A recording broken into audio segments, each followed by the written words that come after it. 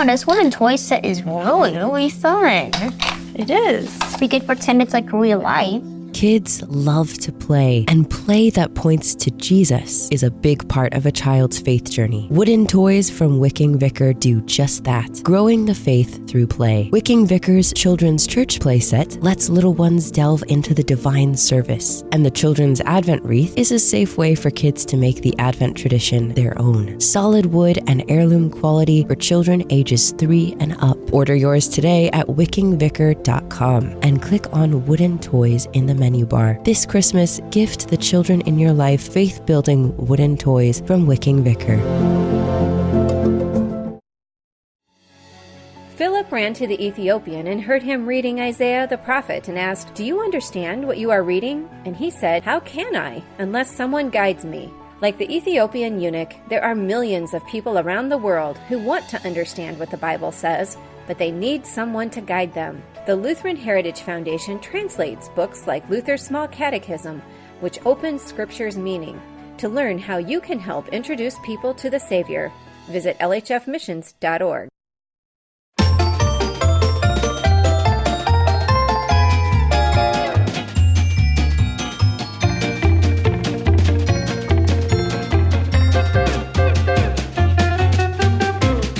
You're listening to the Lutheran Ladies Lounge Podcast Extreme Fellowship Edition.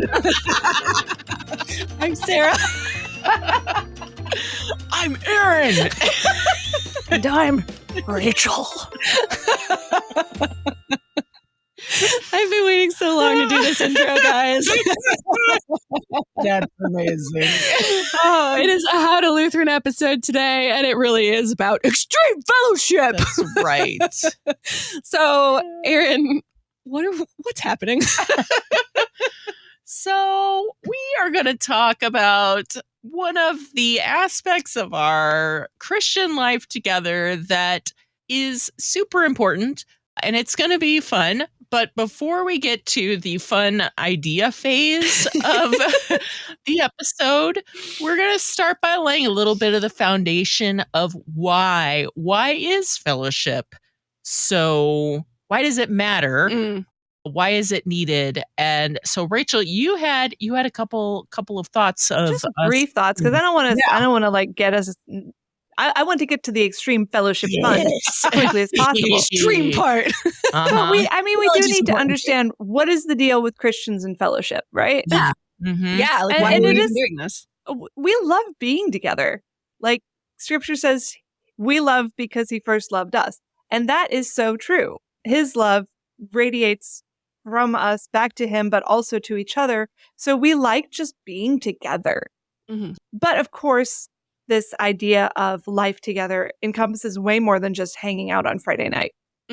I know about almost 15 years ago now, the LCMS first launched its threefold emphasis on witness, mercy, life together, right? Martyria, diaconia, and koinonia. Well, koinonia, this is it. This is life together. Yeah. It comes from the Greek. And if you translate it in Koine Greek, koine also has the same root. It comes from koinos, common. So what does this mean? Well, Merriam-Webster, to be all high schooly and take it back to basics, has two definitions. One, the Christian fellowship or body of believers. Two, intimate spiritual communion and participative sharing in a common religious commitment and spiritual community.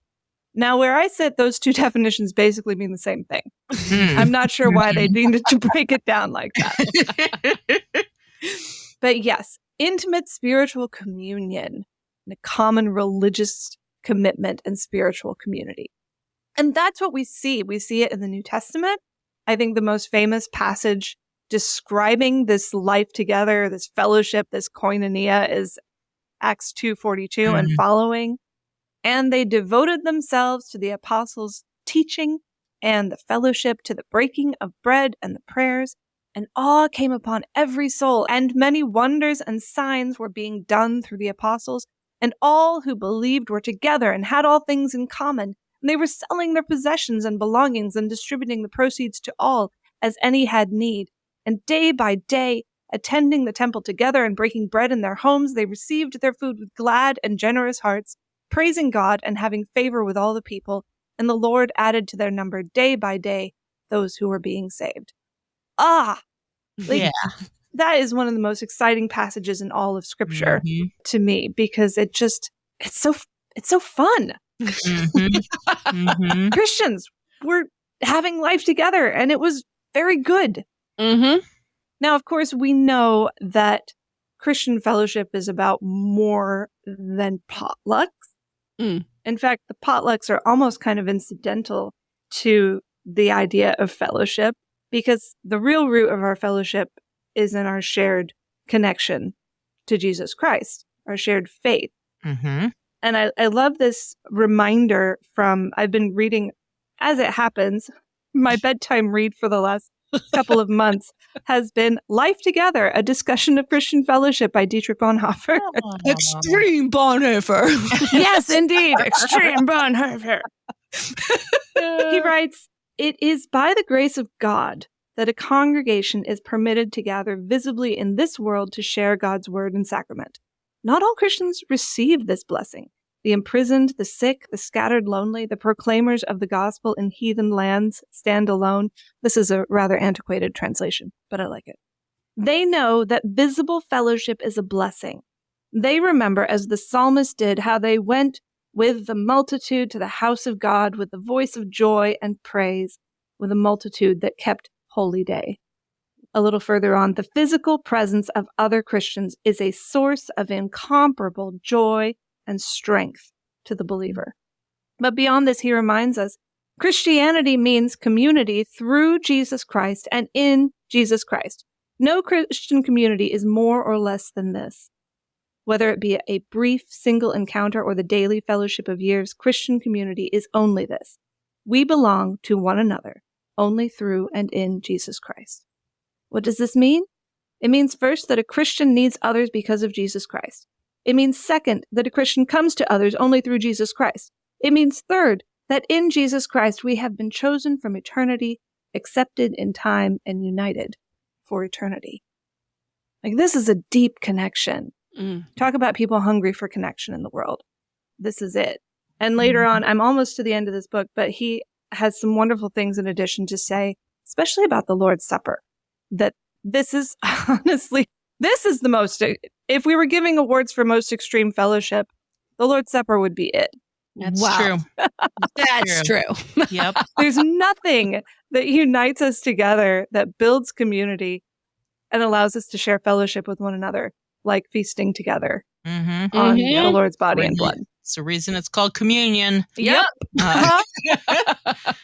But thanks to this extreme fellowship we share as members of the body of Christ, redeemed by him and knit together into his very self, we share a love that makes it so that we enjoy all kinds of other stuff together. Like, anytime I'm hanging out with my Christian brothers and sisters, that's a good time, right? Yeah. And so that's where all these other, these things that we also think of as fellowship come from, these potlucks and picnics and caroling and trunk or treating, which we just did a little while ago here.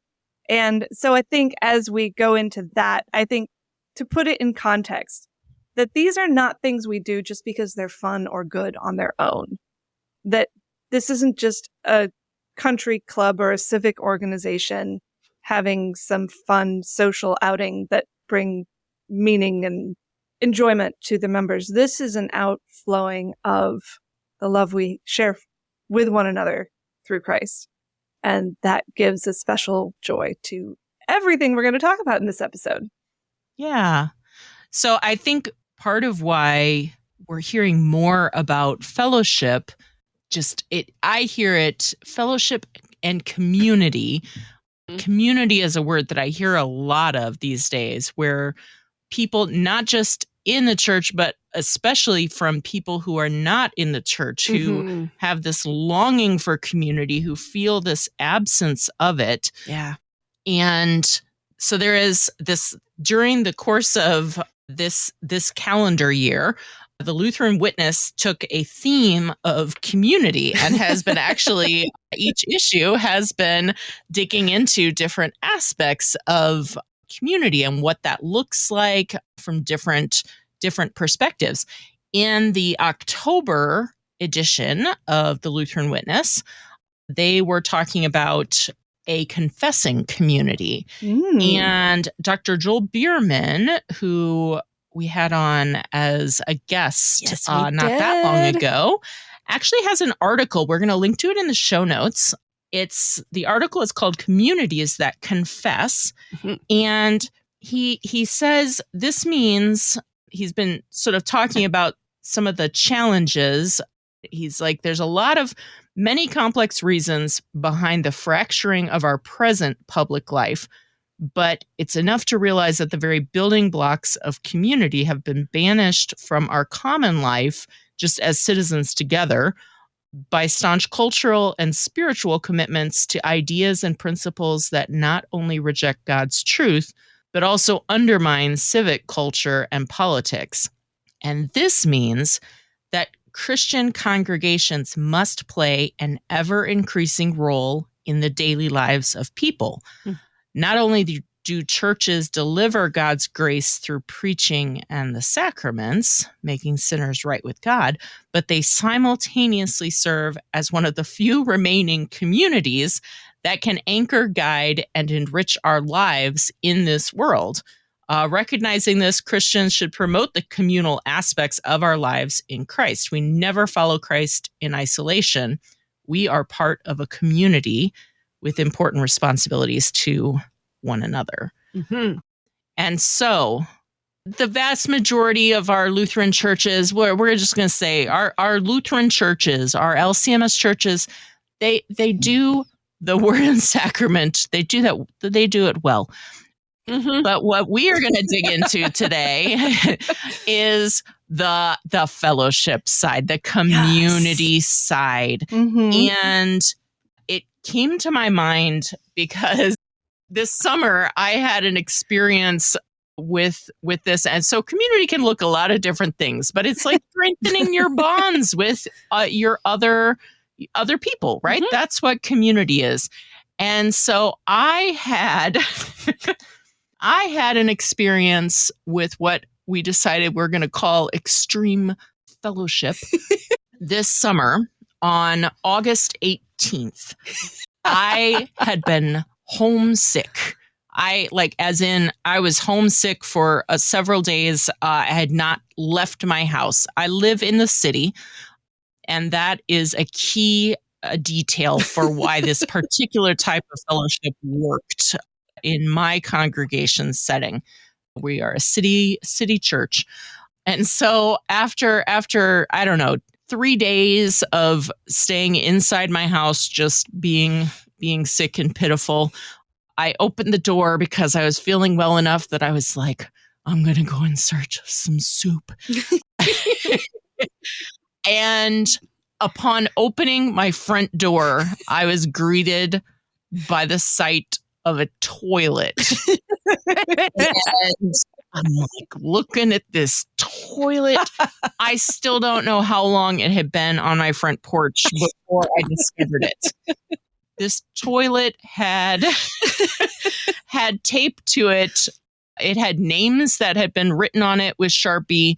It had taped onto it a message called Messiah. My church name is Messiah. So it was Messiah's Game of Thrones, wherein then there were some rules basically telling me that I had been the recipient of this toilet and that there was a sweet treat in the bowl for me.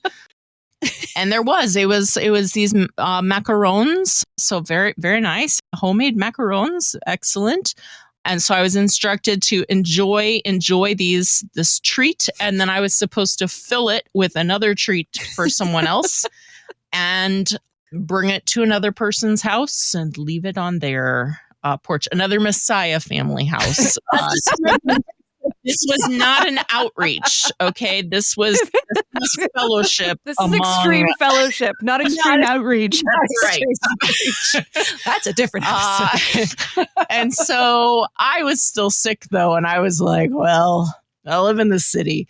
I just left that toilet on my front porch for a week, and nobody batted an eye because, again, I live in the city. People walk by, they're like, well, there's a toilet on the front porch. Okay. So again, it worked for my setting, but then I'm also a single person, and so I had two teenage boys who came from my church to help me relocate the toilet to another. I had picked another family's house, and we dressed in dark clothing, and we went under the cover of night to deliver this toilet onto the seminary campus to one of our members' house who's a seminary professor. And so we get there, we are sneaking this toilet up. We're in their side front yard about to go. And all of a sudden, Oh no. coming waltzing up the street, just skipping along, is the youngest daughter, who's like, I don't know, 5 or 6. And she's like, we're like, ah. And so we just like freeze. Jude like turns into a ninja, and he's ducking around the side of the house. He's like crawling on his elbows and peering, and but Titus and I'm not a ninja, and there's a bright white toilet, so we're trying to shield the toilet. The toilet is not a ninja. No, it's a bright white, so we're just like freeze there. We just stand frozen, trying to like block as much of the toilet as we can.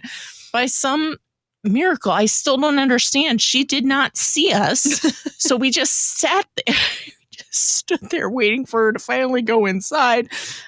And then, I mean, we almost peed our pants because like the reaction of letting it, so then we're like, we got to just get this done. So we like quickly moved that toilet onto their front porch. I had some cookies that I put into the bowl. They were in a Ziploc bag, a very clearly Ziploc bag, so there could be no it's a clean toilet. It was a dumpster dive, apparently, is how we got the toilet. Somebody had found it. Probably still works because toilets, that technology is not new. That's still the same technology. Is it a low flow toilet or we didn't try that. Old school kind? Because those old school ones would be treat enough for some people. Yeah. I mean, so anyway, I had written my name on it, deposited this toilet on their front porch, and then we ran. We were just like, we gotta get out of here. We had been caught almost. There were multiple almost catches, but it was fantastic. It was super fun. I felt included in this community. I got to be part of, then worked with others, and the family that I decided we were going to give it to, they were a new family. And I was like, it's a good experience for them to have, like, they feel like they're really part of something when you get a toilet on your Welcome to Messiah. Have a toilet full of cookies. So anyway, oh my goodness. That's one type of fellowship. There's, of course, also the type of fellowship where you're actually, spending more time together. And so that this is maybe a little different in that way. But it made me feel connected. It is extreme relationship building. At its finest. Exactly. Yeah. Exactly. So in the course of preparing for this episode, I invited input from many of our ladies in the Lutheran Ladies Lounge Facebook group. Mm-hmm.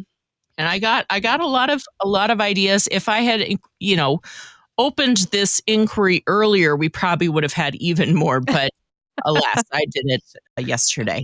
So that's fine. It's enough. You're going to get the most exciting stuff at the beginning anyway, maybe. So I'm gonna share with you some of these things. And Sarah and Rachel, as you have ideas from your own experience, I want to hear them.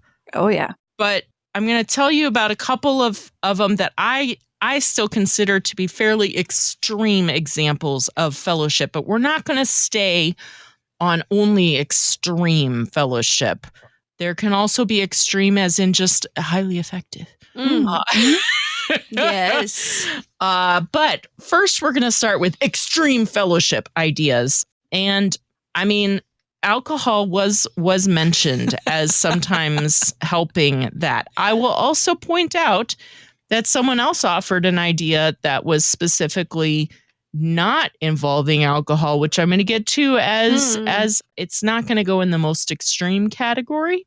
But someone did suggest Jello shots and break out apples to apples, or Cards Against Humanity, or what do you mean? Church? That's extreme. Not in church. No. Okay, all right. I mean, toilet fellowship, that wasn't That's in true. church. That was outside No. of church. These are things that you're doing with your fellow. It would definitely be bonding Yes. experiences. If you need a more family-friendly version, they commented, just go for it. But you're going to foster deeper fellowship more quickly if you go all in. Yeah. Well, I'm fair on board enough. for this So, one. Apples to Apples is probably ranks very near to the top of my favorite bonding kind of games. Yeah. You learn a lot about people by what cards they pick for what words and how people play the game. And you kind of have to figure each other out because not everyone plays that game the same way.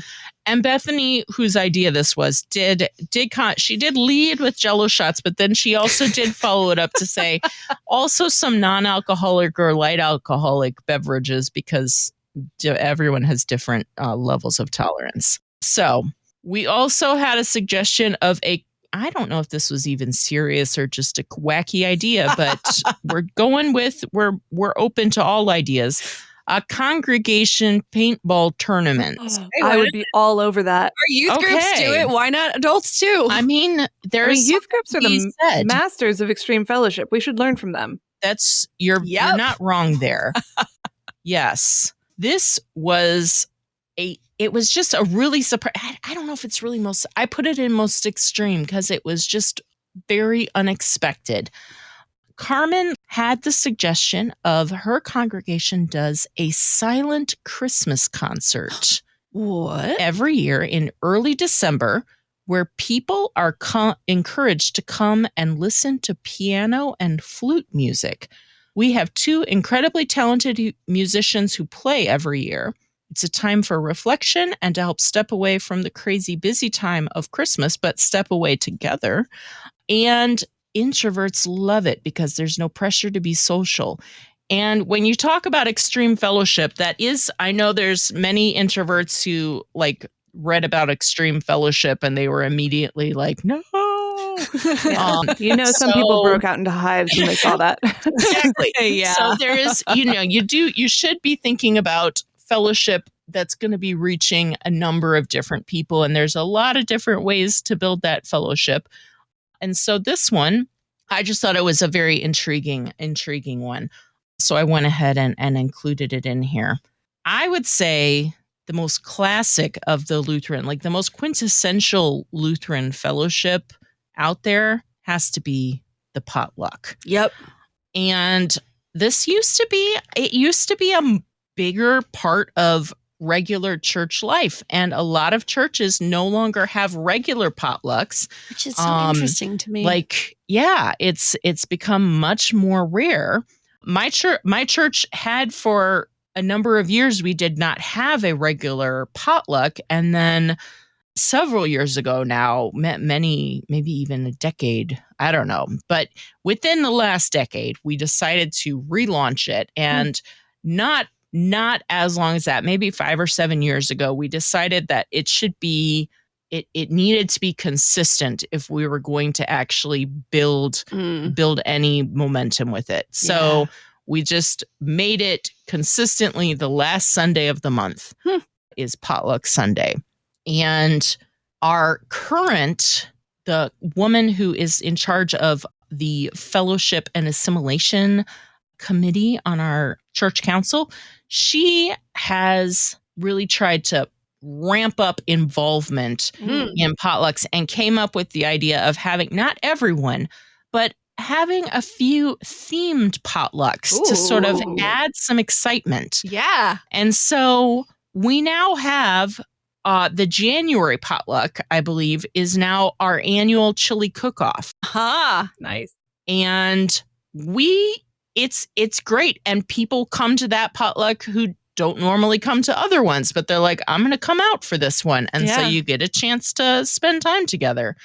We had a carrot cake off. Bake offs? We had that. I'm proud to say after I covered carrot cake in an episode, I was like, well, I should enter my carrot cake. And I won. Of course you did. Surprise. I Well was done, though. super excited Nice job. And I was like, well, I already did this once. If I do it again, it'll probably be even better. So carrot cake off. In May, we often have a tea party theme. Oh, nice. So tied in with Mother's Day. That one also often, even though it is, at this point, we are consistent enough with it that we can fiddle with the dates sometimes. We try to give people enough advance notice about it. However, last Sunday of May is often Memorial Weekend. Yeah. And so that one often gets moved around a bit. So tea party in May. In July, this last summer, we honored National Salad Week, which was the last week of July. And so everyone was encouraged to bring a family favorite salad. Oh, I will say that one wasn't as popular with the kids, but still, it was a fun idea. It was a fun idea. September, we always do Oktoberfest. Mm-hmm. I know that still feels weird to me, but everyone insists that's how they do it in Germany because it's like you're celebrating the arrival of October. If it's the last Sunday in September, that works. Yeah. Other people commented like another Lutheran classic, a beer and sausage supper. Oh yeah, That's a sauerkraut classic suppers one. from my childhood. I was gonna say maybe that's a Michigan thing. Sauerkraut suppers were a thing. Huge thing. And it's Erin, I see the look on your face. I know. A sauerkraut supper it's basically sausage as the branding is what's really throwing me off. Yeah, I was at first when I heard about it, I was like, really? People come to this? And then I showed up and realized, it's a lot of kielbasa floating in sauerkraut, and it's delicious. You can scrape the sauerkraut off if you don't like it. Why do we call it sauerkraut suppers? It's so odd, but I don't know. It is weird marketing. Yeah. Oh man, sauerkraut so many sauce. of those. Those and pancake dinners. Do that. Spaghetti dinners. Do that. Another sort of outdoor activity would be a different kind of tournament than maybe paintball. Another classic of the Midwest, cornhole. Yes. Where you're throwing bean bags. I guess they're probably intended to be full of corn into a board. For those of you who aren't from the Midwest, anyway, it's like a slanted board that has a hole at the end of it that you're trying to get your bean bag into. Cornhole. It's an awkward name, but it's a fun game. So those are some of the, I don't know, sort of more classic ones. I put cornhole there, and that was a typo. But anyway, you guys can roll with it. It was intended to be moved into the classics section, which we have now arrived at. And that is, I define classics as something that I can remember existing in my childhood. Oh, sauerkraut dinners. So sauerkraut suppers. Yeah, absolutely. Many people suggested progressive dinners, scavenger hunts, barbecues, church camp out. My church we do a camp out.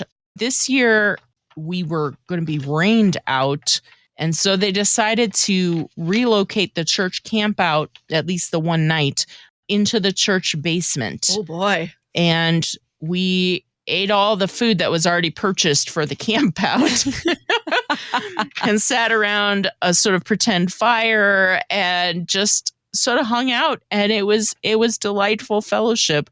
I personally enjoyed it even more because I wasn't outside in the humid hot with the mosquitoes.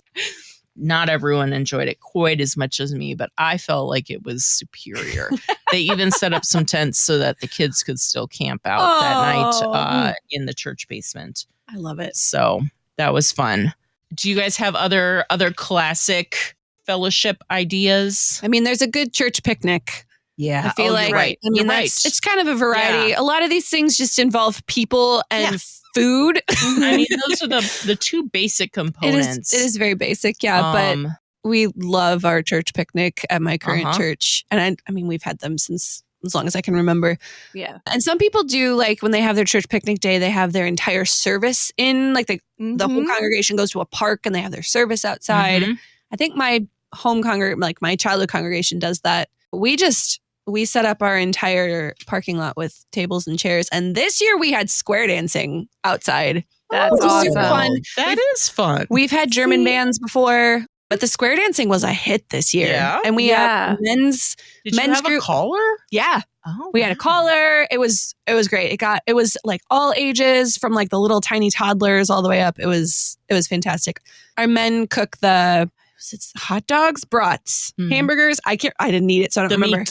The meat. And then basically everything else is a potluck. So we do still have potlucks at a lot of our different events. Yeah. That's probably the one classic.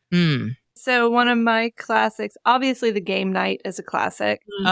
But yes, a twist on this classic that was extremely popular every time we have been involved with one is a bunco party. Oh, okay. Bunco is a super simple game that involves nothing more than rolling dice over and over and over again. I always thought it was a card game. It's a dice game. You roll dice, and every turn, every round, you're trying to go for a different number. Right? Okay. It's a super simple game. Even tiny children can play it. But sometimes bunco parties come with like minimum ages because it's a great game for just sitting and chatting. It's so easy that if you're an introvert, you can just keep rolling your dice and commenting about, there's another one. Nice. But if you are a chatty person, this game requires like 2 brain cells to keep going. Yeah. Our church, our women's group has done a bunco night too. It's been pretty popular. And they're huge in the military submarine community. Apparently there's this old tradition of subwives getting together and play bunco when their husbands are all deployed. Okay. Wow. Okay. So that was fun. I know I saw this online, but I've done this as well at Christmas time. Gingerbread houses together and like have a contest and see which kid can submit the most winning design. I think that is a fun, sounds like a fun sort of afternoon, evening activity that you could do in like a December in the middle of all the craziness. There's the church carnival, which is somewhere in between a fellowship and an outreach event. And some of the ones in the St. Louis area were very memorable for us. Some of those churches go all out with their carnivals. Yeah. I know my girls got their one and only pony ride of their life at a Lutheran church carnival. That's amazing. Which was great. Wow. Okay. At a different carnival, different church, my oldest daughter had the privilege of saving several small children from imminent doom when a bounce house deflated. Oh, no. So she was the hero of the hour for that one. Oh, no. Sarah, you mentioned square dancing, and this is something that I'm not sure why we don't do more of this, is dancing at church. Some of the more memorable fellowship activities from when I was young, I remember our church hosted a sock hop, which was great. So fun. Okay. And we also hosted one year a harvest hoedown around Halloween time where everyone came in costume and like we did like country line dancing and my dad and a couple of buddies put together like a banjo bluegrass band, and it was just so fun. It was really fun. That is. But yeah, there's so few opportunities for people who like to do a social dancing as opposed to like club dancing. Yeah. To just get out there and do the bunny hop together. They're not hard to organize. Especially nowadays when everyone has Spotify and like a good Bluetooth speaker. Like, that's all you need. Right. Yeah. So the other one that my church does and has done for a long, like pre-COVID. So I think like most of the time that we've been there is triangle dinners. That's one of my favorite ones to do. So it does take a little bit of back end work. So like someone has to be willing to actually run the thing. But you take everyone who signs up and you just pair them off into groups of 3. And then over 3 months, You rotate which other family's house you have dinner at. So everybody hosts through those 3 months. And so you get to know people really well and you get to go to people's houses. It's pretty low key. Yeah. You basically just go and eat food together because, I mean, that's the most basic form of fellowship. So that's a triangle dinner. I was curious when I saw this in the notes. I was like, triangle dinner. Is that like a progressive dinner, which is what I've done? Where It's you similar. have multiple courses in a single evening. Right. And so you go to one house for the appetizers, one for the main course, one for the dessert. Yeah. And just keep moving and nobody has to host for. This is more low key. It's low key. Yeah. Yeah. So basically, I mean, it's 6 people. So like not a ton of people that you have to cook for. And like everybody kind of brings food, but you get to hang out with the same people over 3 months too, which is nice. You kind of get to know them a little bit better. So that's something that I really enjoy doing. Our men's group has gotten a lot more active lately too. They're having a steak dinner. They just basically come and eat meat together. They're going to a shooting range and just going to a shooting range together because we live in Missouri. That's what we do. Yep. So they've been doing those kinds of things together, just dudes coming and hanging out and also eating food and doing something. Right. So, yeah. Right. While we're still on the subject of classics, another of my favorites are the talent nights. Or as one church had it as a music night because it was all just where people sign up to like prepare some sort of act. It might be churchy, it might not be. I remember one young man once got up and gave a solo on a triangle. Oh. It was a single note. He just stood up and dinged his triangle, and that was his performance, and we all applauded. Oh, okay. I feel better about it now. That's nicely. Yeah, it was a comic moment. He was obviously had a future in stand-up. Exactly. And I think I have this strange memory of one such music night that involved a guest appearance by a Fort Wayne group of 55 plus tap dancers. Wow. And I looked it up just recently, and there is actually a group of 55 plus tap dancers in Fort Wayne called the Alley Cats, and one of them is Lutheran. Wow. So it may be that I'm not crazy. This actually happened and was awesome. That's amazing. Wow. So yes, but a talent night or a music night where you get people who you wouldn't necessarily expect, especially if you leave it open to all comers. Yeah. Like the young man with the triangle. You can get some really great entertainment. Yeah, definitely. So I also have a category in this as I looked at the suggestions in the Facebook group that I'm calling the fresh takes, which I define these as I was an adult the first time I heard about them. And I just think these are some really neat ideas. So it might inspire somebody. Heidi Emoto, who she lives in Japan, but she's a fairly active member in the group. Yeah, she is. She talked about mystery tours. Ooh. And she said that they had a member who would lead monthly mystery tours, and he would invite everyone to meet him someplace and then take them on a tour that he created. They wouldn't know what they were going to be doing. He would just be like, if you want to go on a mystery tour, you're going to be here at this time and in this place. I love this so much. So Heidi lives in Tokyo. So they had a lot of areas. It had excellent mass transit, so it was pretty easy to keep the intended destination a secret. Yeah. Sometimes it would be visiting a historic neighborhood, sometimes a particular restaurant experience or going to a festival or an exhibit. It was always low cost. Like he always had an upper price limit that was going to be very attainable. $10 plus get yourself there. Yeah. And if there were any special considerations, he would give you a heads up, like if you need to be prepared to hike a mountain or something. Who knows? But I thought that was a pretty cool idea. Somebody else, I didn't make note of the person, but somebody else suggested a Christmas in July card making session. Oh. And they made a bunch of Christmas cards in July. So it's sort of a craft afternoon, but it was also productive. It sounded fun. That's a great idea to do that when you're not busy. Yeah. And then they're ready to go. Exactly. Brilliant. Emma Thompson offered a new take on a fellowship dinner that I have not heard before. This was held at their church, and people had to register in advance. And then they used all of the Sunday school rooms with tables for 8 to 10 people in them. And everyone was then assigned seating, and they intentionally split up family groups and placed them in rooms with people that they weren't likely to get to know via other church activities, sort of intentional fellowship. Yeah. That said, she said there was some wiggle room. They had a brand new couple who really didn't know anybody yet. They let them stay together so that you have somebody that you know with you. So that was thoughtful.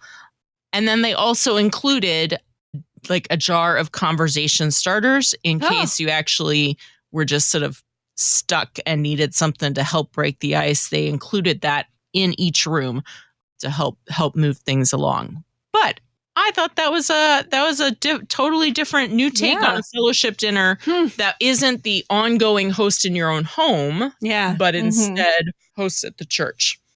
Ivy Story also had a really fun idea.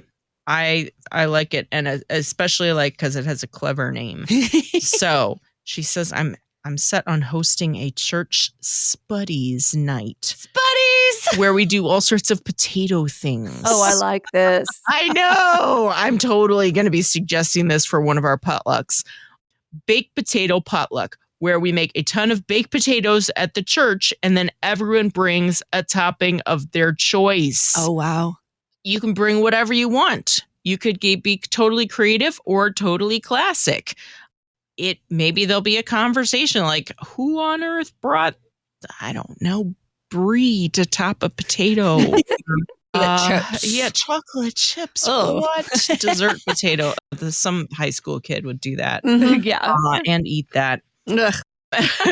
Maybe you bring fancy butter. I don't know. But they also thought you could have some potato-focused games, like hot potato. Yeah. Nice. Potato sack races. Love those.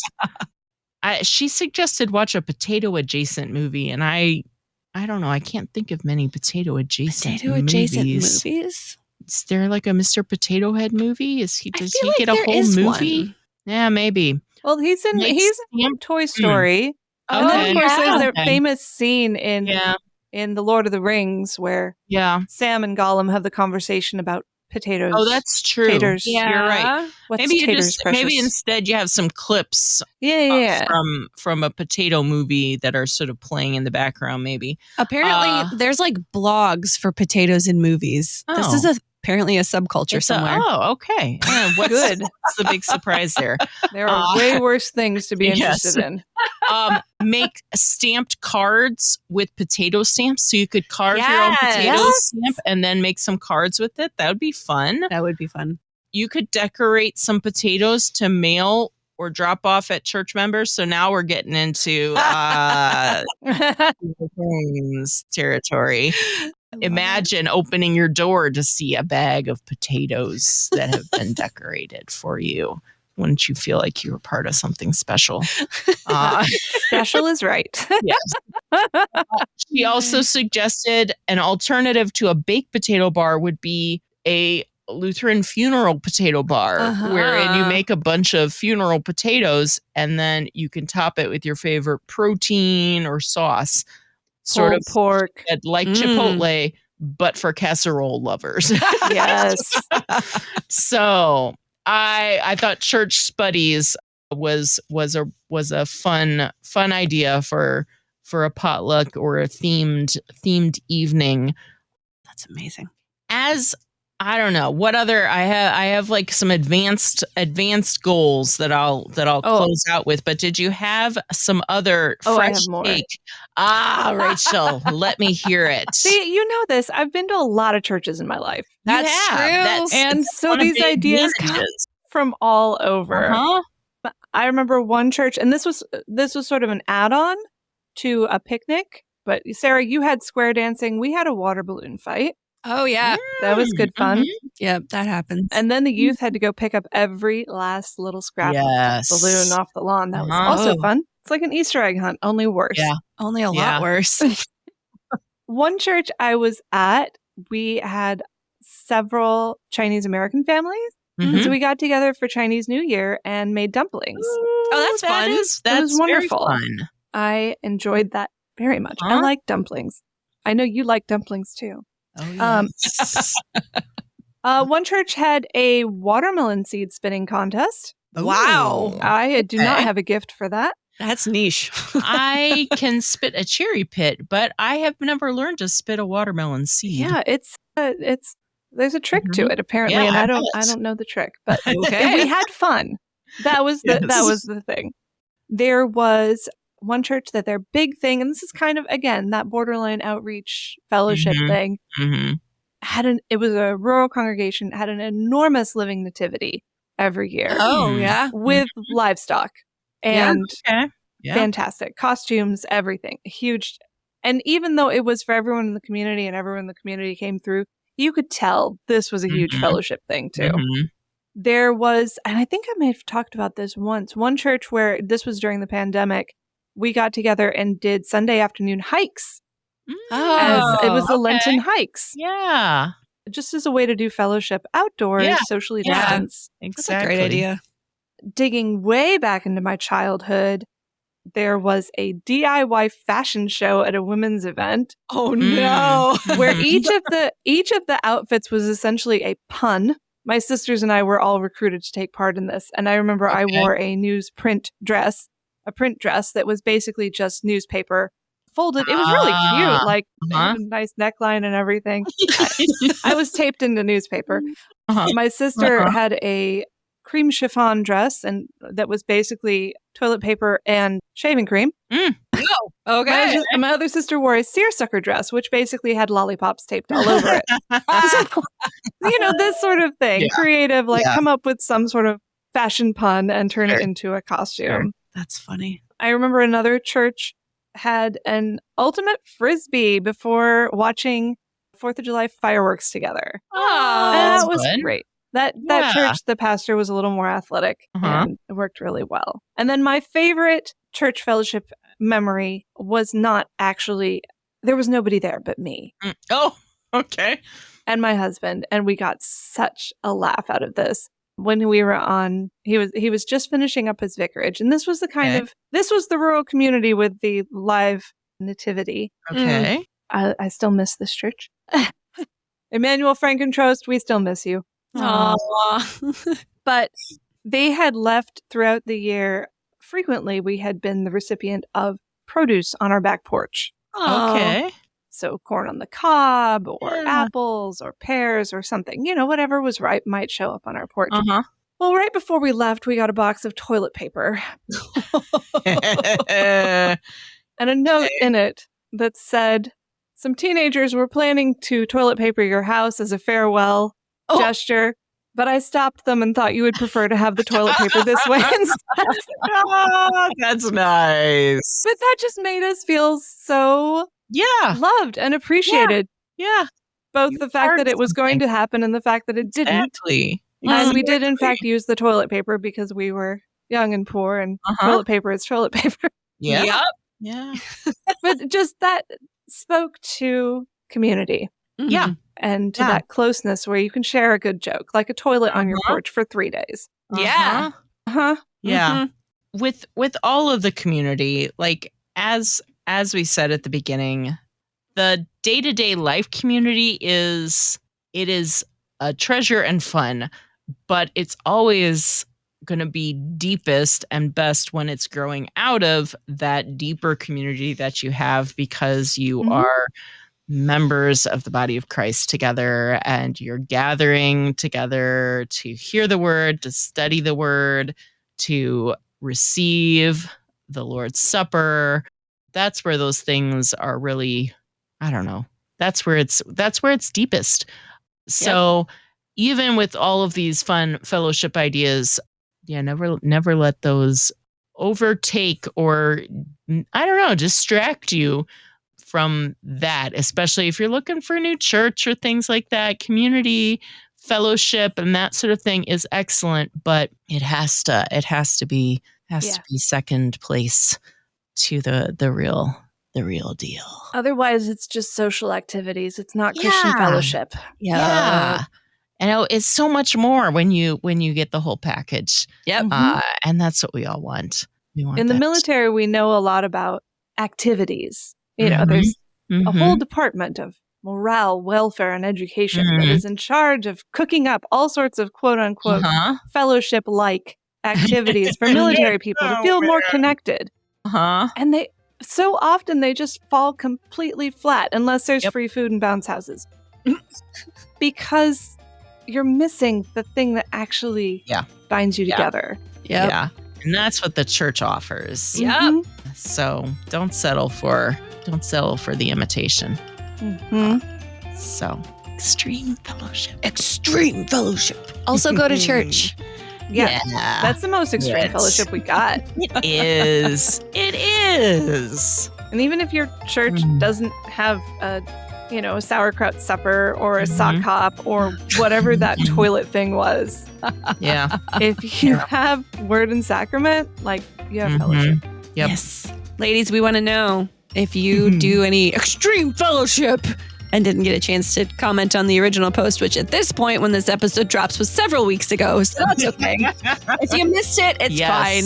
You can comment on this episode in the Lutheran Ladies Lounge Facebook group and also on our Instagram page at Lutheran Ladies Lounge. We would love to know more fellowship ideas. I think it's really fun to read what everybody does. Yeah. And a little hive mind of good ideas for all your fellowship committees at church, too. And use these ideas now. Let the seeds sort of be, germinating over these 2 crazy months because January and February, those are prime times for extreme fellowship. Yeah. So let it sort of germinate over the next couple of months so that life is empty. We will need this. Yeah. February is cold and dark. It's a great time to do fun things together. It is. Join us in both of those places online. You can also find all of our podcasts at kfuo.org/Lutheran Ladies Lounge or on your favorite podcasting app or on the KFUO radio app. You're listening to the Lutheran Ladies Lounge Extreme Fellowship Podcast. I'm Sarah. I'm Erin. And I'm extremely Rachel.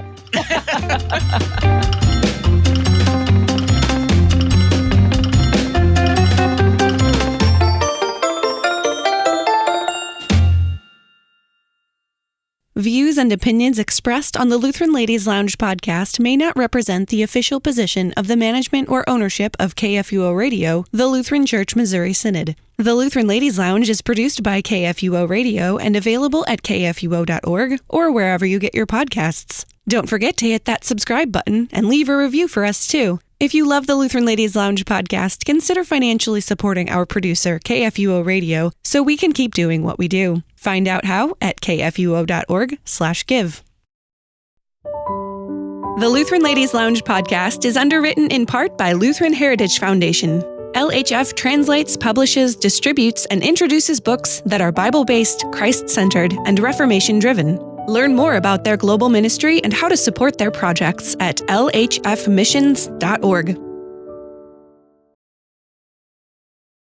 It comes from Merriam.